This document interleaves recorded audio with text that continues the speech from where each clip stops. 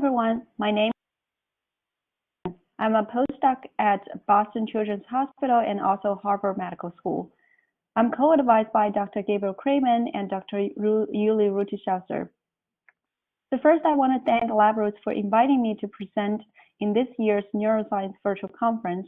And today, I want to show you some interesting neurons we recently found in humans that detect cognitive boundaries to structure episodic memories. So before diving into the neural responses we observed, I want to provide an overall picture in terms of why detection of the cognitive boundaries is important and how this can potentially influence our episodic memory system. We all notice that we experience the world in a continuous manner. However, we remember our past experience as discrete events. For example, for 2-hour movies, we don't necessarily remember it as frame-by-frame phases, but instead, our brain will automatically segment it into small events and form overarching associations among them. Then the fundamental question becomes, what defines an event? On one hand, theoretical frameworks have been proposing that the transformation from the continuous experience into discrete mnemonic episodes is highly reliant on the detection of cognitive boundaries. And on the other hand, experimental studies in rodents have shown neural responses associated with spatial boundaries. So here you can see 4 border cells reported in the rodent studies, which fire extensively as marked in the red colors here at the edge of this square space, which is also the physical walls in this square space. And other type of neurons fire repeatedly in a great cell patterns when the rodents are running around exploring this square space. However, when we're converting this square space into a hairpin maze by putting some physical walls, suddenly this great firing patterns was converted into repeated submaps with the highest firing rate at the turning point of this hairpin maze. So these results are suggesting that neurons in the rodents can signal the spatial boundaries, and they are capable of capturing the geometric structure of the space. Then the next question is, whether we see similar neural responses in humans, and whether those neurons also respond to the cognitive boundaries in the non-spatial domains, and further, whether the boundary responses kind of reflect the subsequent memory formation or retrieval. So to address all these questions, we developed a memory tasks which consist of 3 different stages. During encoding, we presented a series of clips to the subjects with no sound. And the key manipulation here is that we embedding different type of cognitive boundaries into the clips. For the no boundary clips, there's no manual edit. It's just a continuous movie shot. And for the comparison reasons, we use the middle of the clips as our virtual boundary for the analysis. And for the soft boundaries, it contains typical Hollywood-style cuts. So the soft boundary refers to the transitions from related events in the same movie. And for the hard boundary clips, we manually made it by putting 2 different clips from 2 different movies together. So the hard boundary actually refers to the event transitions to the unrelated events. So after the subject watched all the clips, which is in 90 total clips, we evaluate subjects' memory of those clips they have watched in 2 different ways. During scene recognition, we extracted frames from the clips they have seen during encoding as target frames, and also frames they haven't seen from the clips, which is the foil frames. Then we instructed subjects to determine whether the frames presented is old, which they have seen before, or new, which they haven't seen before. We also evaluate subjects' memory of the temporal order of the clips. So we extracted frames from the videos they have seen before and presented side by side to the subject, and asked the subject to determine whether the left or the right frame appears first in the original clips they have seen. Besides the binary choice we provided here, we also embedded some measurements of subjects' confidence levels. And in total, this experiment has performed on 20 subjects, which are patients undergoing surgical evaluations with drug-resistant epilepsy. So first, I will go through some behavior results we found. In the scene recognition task, for the scene recognition accuracy, if we plot it against the relative distance between the target frame and its recent past preceding boundaries, what we found is that for the frames right after soft boundary and hard boundaries tend to be better remembered than the frames that were further away from the soft and hard boundaries. And such distance effects was not presented in no boundary conditions. And for the time discrimination task, which extracted the frames across different boundaries presented to the subject side by side and asked them to determine which one occurs the first, if we plotting subjects' behavior results in terms of their accuracy, reaction time, and confidence ratings, what we found is that subjects tend to have lower accuracy rate and tend to take longer response time and also are less sure about their responses when trying to recall the temporal order information across two frames that were originally separated by a hard boundary in the clips. So it seems like there are some trade-off effects of the boundary inference on the episodic memory systems. We are looking into the neural data, trying to find any associated neural correlates. The technique we are using is the Neuralinks Atlas system, which providing high sampling rate, and we were using a hybrid electrodes from ADTech. As shown here in the schematic plot, there are microwires spreading out on the tip of each electrode shank, which provide opportunities for us to recording single unit activity and also the local field potential signals. So the whole implantation procedure is solely driven by the clinical needs. The patients will take a pre-implantation MRI scan first, and the neurosurgeons and neurologists will get the surgical planning based on the clinical needs, and then they will insert the macro electrodes first, and using the macro electrode as a guidance to slide in the micro wires. And after the implantation, patients will get either a post-implantation MRI or CT for help better localize where the electrodes are. So on the top right, you can see the signals we recorded by using such recording protocols. Now on the top row is the raw signal. You can already see some ticks on top of the raw signals, which are in their activity. And by applying the bandpass filtering and also using our open toolbox O-sort, we were able to detect the spike activities and group them together as different clusters. So across 20 subjects we recorded so far, we detected approximately 1,000 neurons across different brain regions. And for this study specifically, we were focusing on the medial temporal lobe, including the hippocampus, medulla, and pure hippocampus drivers, which have also supporting the episodic memory system in humans. As I mentioned before, during the encoding, we presented different clips embedded with different type of boundaries to the subjects. So the first question is, for the recorded neurons we have, how they responded to this different type of boundaries. So we plotted neurons' responses against different type of boundaries, and we found two different interesting neurons.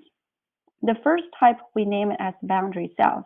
As shown here is one boundary cells we found, and each dot here represents the activation of that neurons, which is also color-coded for different boundary conditions here. So for boundary cells, you can observe that this neuron increased its firing rate after soft and hard boundaries, but doesn't show any firing rate modulations before or after the no boundary conditions. We also find another type of neurons. We name it as the event cells. And this is an example of event cells we have observed. So for event cells, it only increased its firing rate for the hard boundary condition, but not the other two boundary types. Of course, across all the medial temporal neurons we observed so far, we have detected 42 boundary cells and 36 event cells, and they all show a very consistent neuronal activity. For the boundary cells, they all responded to the soft and hard boundaries, and for the event cells, they only responded to the hard boundaries. One interesting question here is that whether the neural responses we observed associated with the boundaries is purely driven by any visual transitions, since the no boundary doesn't have any visual transition at all. To address these questions, we also plotted the neurons' responses for all the boundary cells and event cells when responding to the clip onset, and also as shown on the right side.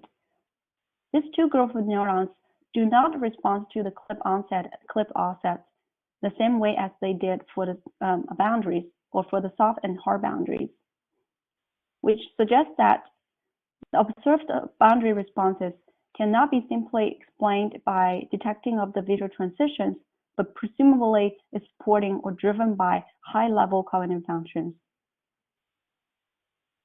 Another interesting information here is that since both boundary cells and event cells are responding to the hard boundaries, when we're plotting their responses against the hard boundaries, we observe that the boundary cells responds to the hard boundary approximately 100 milliseconds earlier than the event cells, suggesting a hierarchical structure might be preserved in the medial temporal lobe when detecting the hard boundary conditions.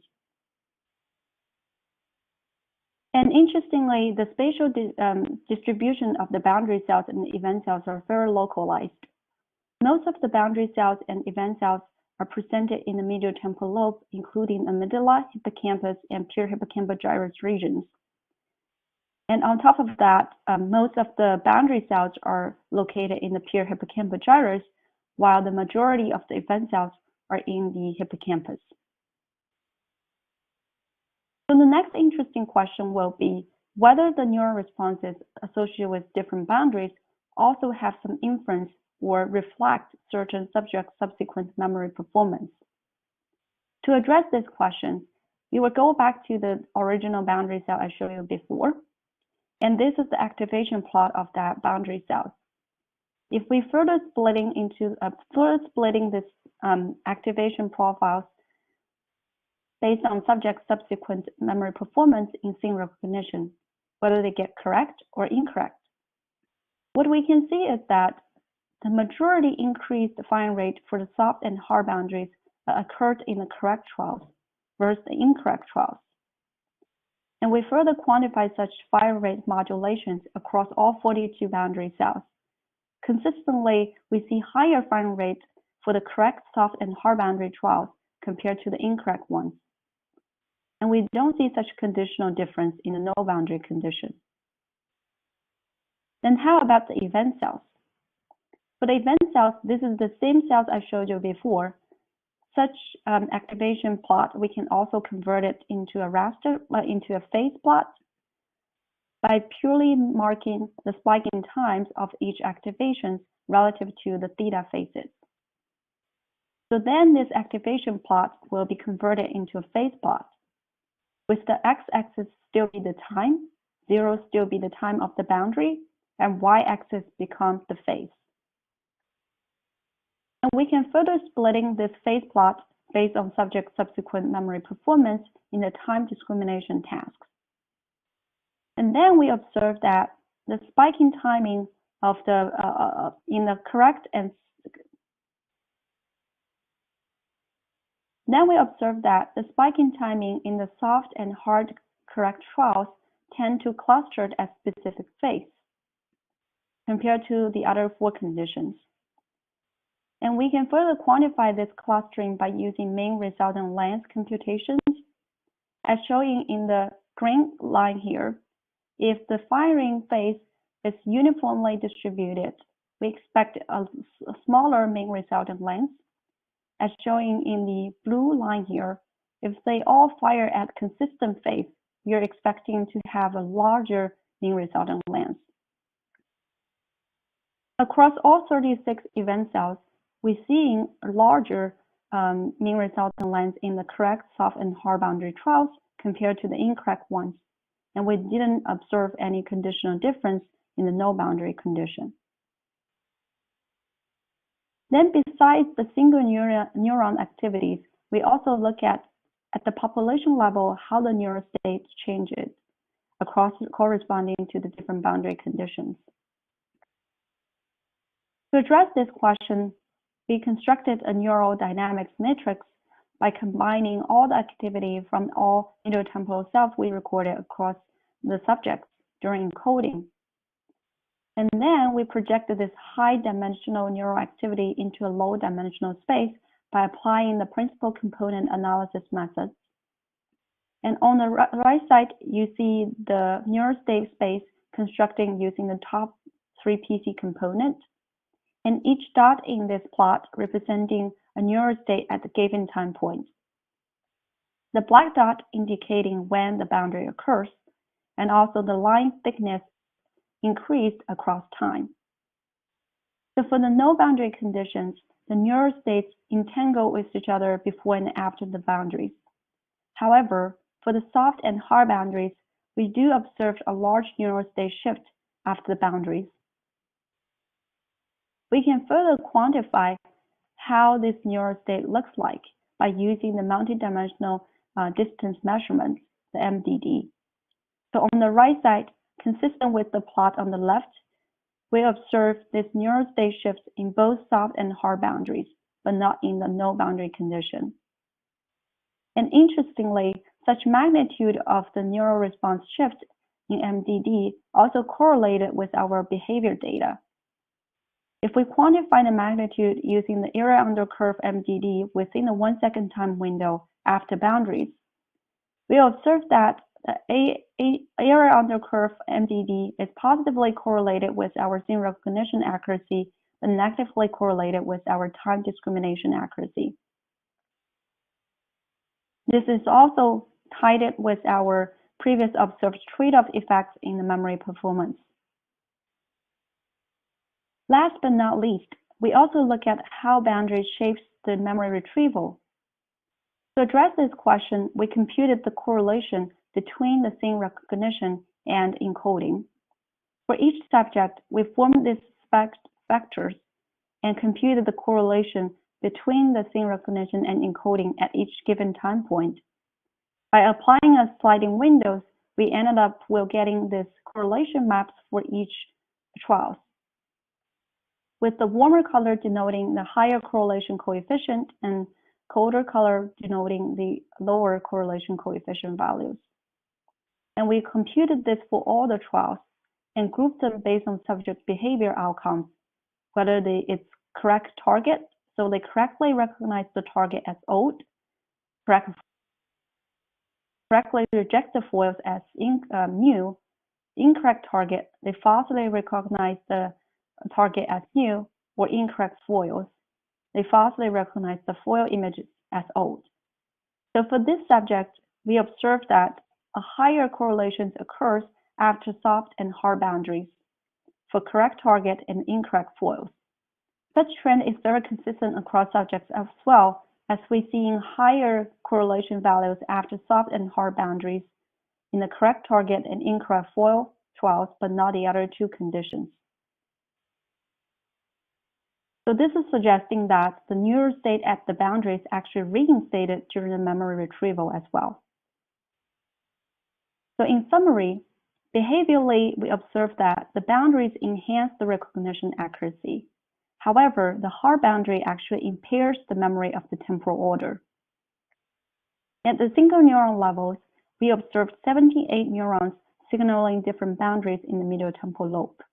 Either they responded to the hard boundary only, or both soft and hard boundaries. And interestingly, the response strength of these boundary cells and event cells also correlates with subjects' memory performance. Then at the population levels, we observed the neural state shift across boundaries. Their magnitude is positively correlated with scene recognition accuracy, but negatively correlated with the time discrimination accuracy. And last but not least, the neural states at the boundary reinstated during the memory retrieval, suggesting that the boundary serves as the landmarks for the mental time travel during memory retrieval. Before I closing the talk today, I also want to thank my PIs and also our brilliant colleagues from different recording sites, including Toronto, Western Hospital, Cedars-Sinai Medical Center, Boston Children's Hospitals, and our funding source, the BRAIN Initiatives, and our lovely patient and also our clinical teams. And I hope you enjoyed the talk, and thank you for your attention.